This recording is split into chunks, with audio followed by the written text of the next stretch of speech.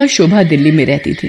प्रीति के पिता धनराज चाहते थे कि प्रीति अपने कॉलेज की पढ़ाई शहर में अपनी बुआ के घर रहकर ही पूरी करे। प्रीति, तुम्हारी बुआ ने सोनिया के कॉलेज में बात कर ली है। तुम अपना सारा सामान पैक कर लो, कल सुबह की तुम्हारी बस है।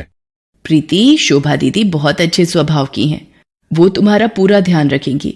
अगले दिन प्रीति अपनी बुआ के घर दिल्ली आ जाती है।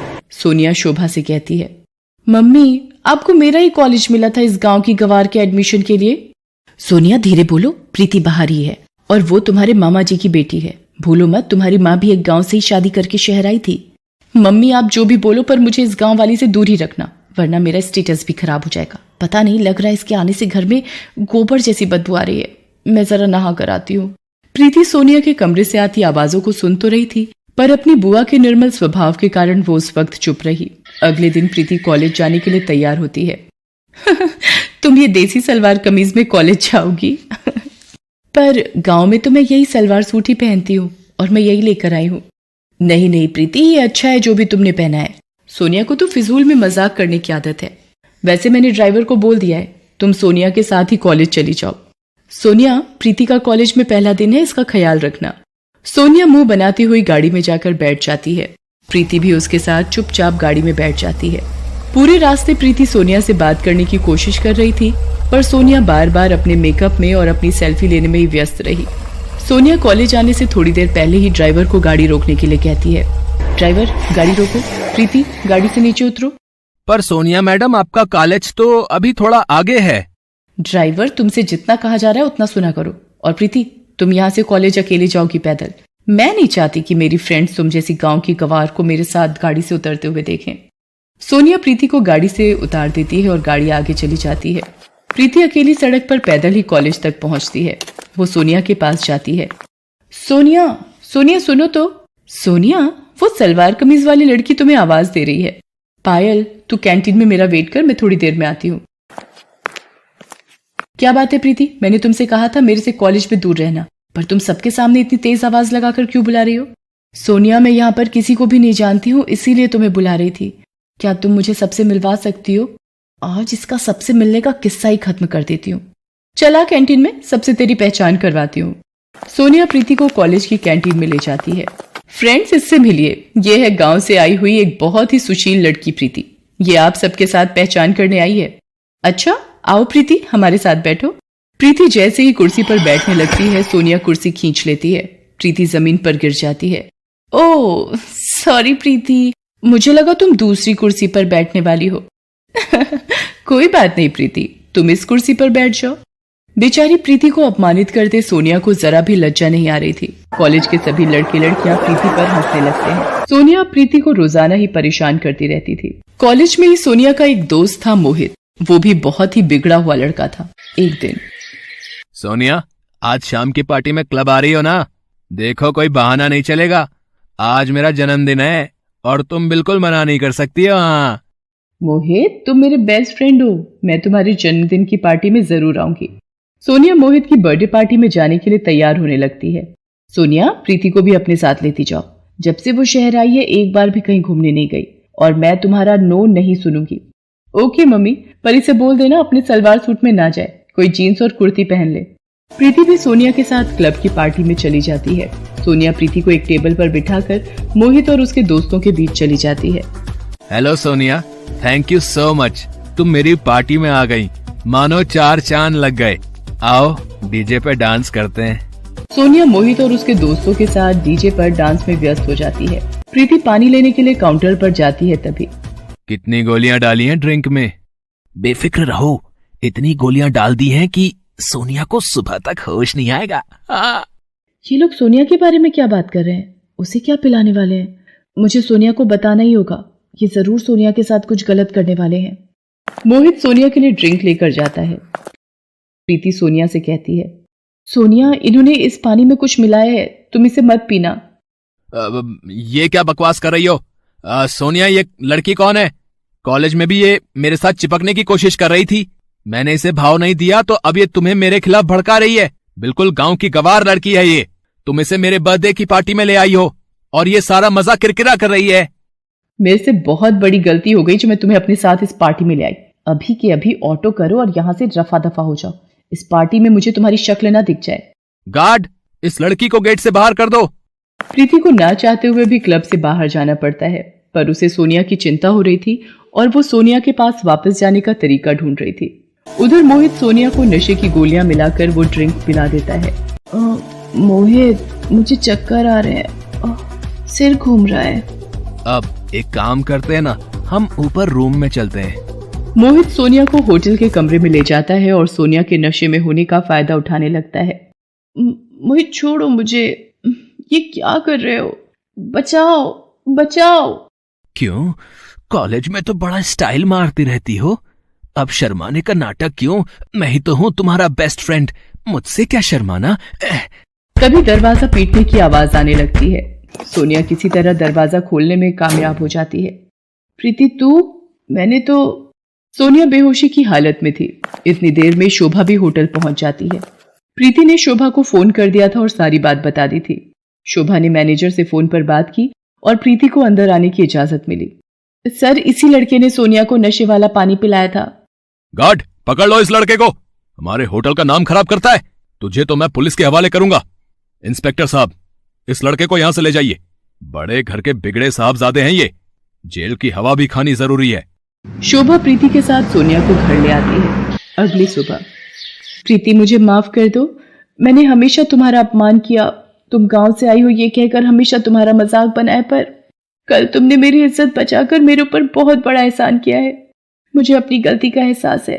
क्या तुम अपनी बहन को माफ कर दोगी? हाँ, एक शर्त पर माफ कर सकती हूँ। कॉलेज की कैंटीन का समोसा मुझे अपने हाथों से खिलाओगी? उस दिन के बाद से सोनिया का स्वभाव प्रीति के लिए बिल्कुल बदल जाता है। शोभा भी ये सब देखकर बहुत खुश होती है। शहर की छोरी, गांव की गोरी एक दूसरे के दिल में प्यार की जगह बना लेती हैं।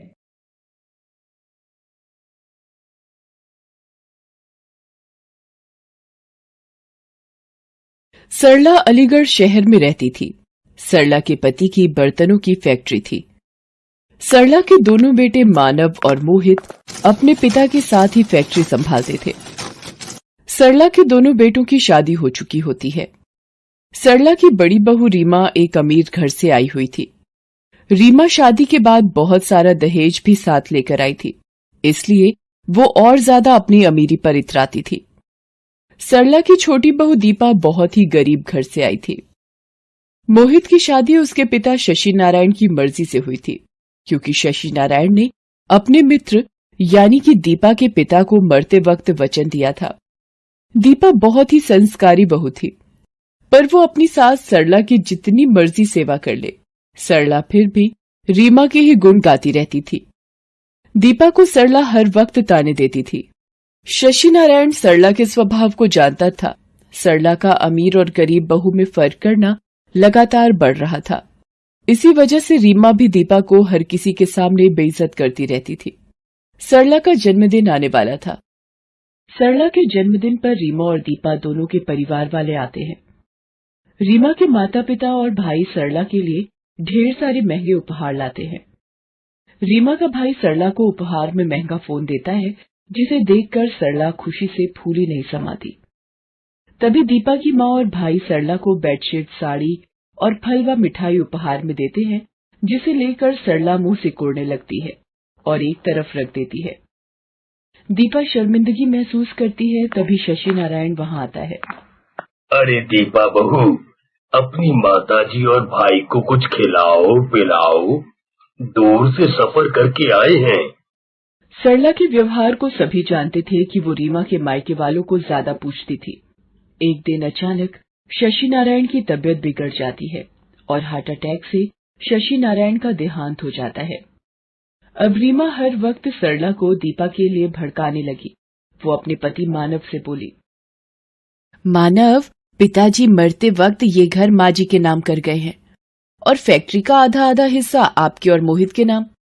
आप मोहित को फैक्ट्री का आधा हिस्सा देकर रफा दफा करो। बाकी घर कैसे अपने कब्जे में लेना है वो मैं अच्छी तरह जानती हूँ। आखिर तुम ऐसा क्या करने वाली हो, कुछ पता तो चले। बस तुम देखते जाओ मेरा खेल। माँ जी, आपको तो पता ही है, इस दीपा के मायके वाले कितने भिखारी हैं। कहीं ऐसा ना हो बाबूजी के द्वारा दिया गया फैक्ट्री का हिस्सा अपने मायके वालों पर उड़ा दे। मोहित तो वैसे भी सीधा है, इसकी मीठी मीठी बातों में आकर फैक्ट्री दीपा के मायके वालों के नाम ना कर दे। और माँ जी, आपने तो हमारे साथ ही रहना है। आप तो जानती हो मेरे मायके वाले कितने अमीर हैं। मेरे लिए ये फैक्ट्री और घर कुछ भी नहीं, पर आपकी जान की सुरक्षा के लिए आप एक काम करो, ये घर मेरे नाम कर दो। रीमा धोखे से घर अपने नाम करवा देती है। सरला घर के कागजात पर साइन कर देती है। रीमा के कहने पर मानव मोहित से कहता है, मोहित देख, अब पिताजी भी नहीं रहे तो आगे हम दोनों का भी परिवार बनेगा। फैक्ट्री बेचकर दोनों आधा आधा हिस्सा बाबूजी की जायदाद के हिसाब से रख लेते हैं। तुम अपने लिए कोई घर ढूंढ लो, इस वक्त अलग होना ही सही रहेगा। पर भैया, ये घर तो माँ के नाम है ना? नहीं मोहित, मैंने ये घर रीमा बहू के नाम कर दिया है और मैं इन्हीं के साथ रहूंगी। ठीक है माँ, जैसी आपकी मर्जी। मैं कल ही दीपा को लेकर अलग रहने चला जाऊंगा। मोहित और दीपा दुखी मन से अलग घर में रहने चले जाते हैं। उन दोनों के जाते ही रीमा अपने रंग दिखाने लगती है। एक दिन वो सरला से कहती है, माँ जी, मैं और मानव आज मूवी देखने जा रहे हैं, तो आप खाना बना लेना, हमें आने में थोड़ी देर हो जाएगी। सरला उनके जाने के बाद रसोई में खाना बनाने जाती है। इतने वक्त बाद खाना बनाते हुए उसे दीपा बहू की याद आ जाती है कि दीपा सरला को गर्म गर्म रोटियां सेक कर खिलाती थी। सरला रोने लगती है क्योंकि आज वो अपने आप को अकेला महसूस कर रही थी। अब तो रीमा घर के काम भी सरला से ही करवाने लगी। एक दिन, माँ जी, मैंने आपसे बोला था कि झाड़ू पोछा सुबह जल्दी उठकर कर लिया करो। आप इतनी देर तक सोती रहती हैं, तो घर के काम निपटाने में तो पूरा दिन लगा दोगी। बहू, वो कल रात में बीपी थोड़ा बढ़ गया था, तो दवाई लेकर सोई थी। तो क्या हुआ? बीपी तो बढ़ा था, कहीं जान तो नहीं गई जो इतना नाटक दिखा रही हो? काम से बचने के लिए इस घर में रहना है तो टाइम पर काम करना होगा। रीमा बहू, तुम तो ऐसी नहीं थी, और ये घर मेरा है, मैं यहाँ से नहीं जाऊंगी। माँ जी, ये घर अब आपका नहीं मेरा है, आपने मेरे नाम कर दिया था। अब चुपचाप रहना है तो रहो इस घर में, वरना बाहर का रास्ता खुला है। सरला रोती हुई अपने पति को याद करती है। अपनी बहू दीपा पर किए अत्याचारों के लिए वो बहुत पश्चाताप करती है। उसे याद आता है वो किस तरह दीपा को ताने देती थी। वही ताने आज रीमा के मुंह से वो खुद सुन रही है। धीरे धीरे रीमा अब अपने मायके वालों को भी रोजाना अपने घर बुलाने लगी। मानव और रीमा दोनों बस रीमा के परिवार वालों के साथ सारा दिन पार्टियों और बाजारों में घूमने लगे। कभी पिकनिक पर शहर से बाहर चले जाते। सरला बिल्कुल अकेली रह जाती। एक दिन रीमा का भाई घर आता है। मानव से कहता है, अरे जीजू, ये छोटी मोटी दुकान खोलने में कुछ नहीं कमा पाओगे, कोई नया हाथ मारो। मेरी मानो तो शेयर मार्केट में पैसा लगाओ, बहुत कमाई है। और उसके लिए आपको ये घर गिरवी रखना पड़ेगा। कुछ टाइम किराए के घर में गुजारा कर लेना, फिर कुछ समय बाद जब पैसे आ जाएंगे तो इसे बेचकर एक बड़ी कोठी खरीद लेना। क्यों दीदी, मैं सही बोल रहा हूँ ना? अरे, मेरा भाई कभी गलत बोल ही नहीं सकता। सुनो जी, तरुण भैया का ये आइडिया मुझे तो बहुत पसंद आ रहा है। हम ये घर गिरवी रखकर शेयर खरीद लेते हैं। तुम लोग मेरे होते हुए ये घर गिरवी नहीं रख सकते। ये घर तुम्हारे पिताजी की आखिरी निशानी है। उनकी यादें आज भी इस घर में जिंदा हैं। माँ, रीमा और तरुण अगर बोल रहे हैं तो घर बेचने में नुकसान कैसा? हम पैसे कमाकर एक बड़ी नई कोठी ले लेंगे। वैसे भी ये घर अब पुराना हो चुका है। माँ जी, आपको अगर यहाँ नहीं रहना तो आप यहाँ से जा सकती हैं। सरला परेशान होकर घर से निकल जाती है। उसे कुछ समझ नहीं आ रहा होता कि क्या करे। वो रास्ते में ठोकर खाकर गिरने लगती है, तभी कोई उसका हाथ पकड़ लेता है।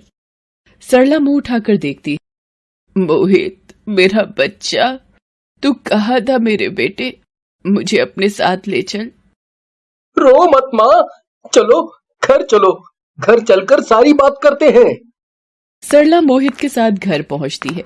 दीपा उसे देखकर खुशी से फूले नहीं समाती। वो सरला के पैर छूती है और गले लग जाती है। माँ जी, आप इतने दिनों बाद, आज आपको कितने दिनों बाद देख रही हूँ। आपको देखने के लिए तो मेरी आंखें तरस गई। माँ जी आओ बैठो, मैं आपके लिए गरम गरम चाय बना कर लाती हूँ। मोहित जाओ ना, बाजार से गरम गरम समोसे ले आओ। माँ जी को चाय के साथ समोसे बहुत अच्छे लगते हैं। माँ जी मैं थोड़ा सा पोहा भी बना लेती हूँ, आपको पोहा बहुत पसंद है ना? बस कर बहू, इतना प्यार मत दे, मैं इस प्यार के काबिल नहीं हूँ। मोहित के बार बार जिद करने पर सरला सारी बात बताती है। मोहित और दीपा भी माँ की सारी बात सुनकर बहुत दुखी होते हैं। मोहित सरला से कहता है, माँ, अब आपको वहां जाने की कोई जरूरत नहीं है। अब आप हमारे पास ही रहोगी। हाँ माँ जी, ये ठीक कह रहे हैं, अब से आप हमारे पास ही रहो। मोहित मानव को फोन करके बता देता है कि माँ अब उनके साथ ही रहेंगी। मानव रीमा कुछ नहीं बोलते। रीमा को ये लगता है कि चलो अच्छा है, बला टली। दीपा सरला की बहुत सेवा करती है, उसका बहुत ध्यान रखती है। ये देखकर सरला की आंखों में खुशी के आंसू आ जाते हैं। उधर मानव को रीमा का भाई बताता है कि मानव ने घर को गिरवी रखकर जो शेयर खरीदे थे वो सारे शेयर डूब चुके हैं। ये सुनकर मानव सिर पकड़कर बैठ जाता है। रीमा भी ये सुनकर सदमे में आ जाती है। शेयर खरीदने के चक्कर में मानव ने अपना घर और दुकान भी गिरवी रख दिए थे। मानव का सब कुछ तबाह हो गया था। मानव की यह हालत देखकर रीमा के भाई और मायके वालों ने भी अपना पल्ला झाड़ लिया था। वो भी अब रीमा से बात करने से कतराते थे। रीमा जिस मायके की अमीरी का घमंड करती थी, आज वो चूर चूर हो चुका था। बुरे वक्त में उसके मायके वालों ने भी साथ नहीं दिया। ये देखकर वो बहुत दुखी होती है। रीमा और मानव के घर खाली करने की बात जब मोहित को पता चलती है तो वो मानव से बात करता है। मोहित अपनी माँ से वादा करता है कि वो पिताजी की निशानी को किसी और हाथ में नहीं जाने देगा। मोहित पैसे देकर अपने गिरवी घर को छुड़ा लेता है। रीमा और मानव बहुत शर्मिंदा होते हैं। तभी दीपा और सरला भी वहां आ जाते हैं। माँ जी मुझे माफ कर दीजिए, आज अपने और पराये में भेद पता चल गया। मैं मायके की जिस अमीरी का घमंड करती थी वो घमंड आज चूर चूर हो चुका है। सरला अपने बहू बेटों के साथ पति की तस्वीर के आगे हाथ जोड़ती है। सरला को समझ आ चुका होता है, अमीर बहू गरीब बहू का भेदभाव घर की खुशहाली भंग कर देता है। उस दिन के बाद सरला दोनों बहुओं को प्यार करने लगी और परिवार की खुशहाली फिर से वापस आ गई।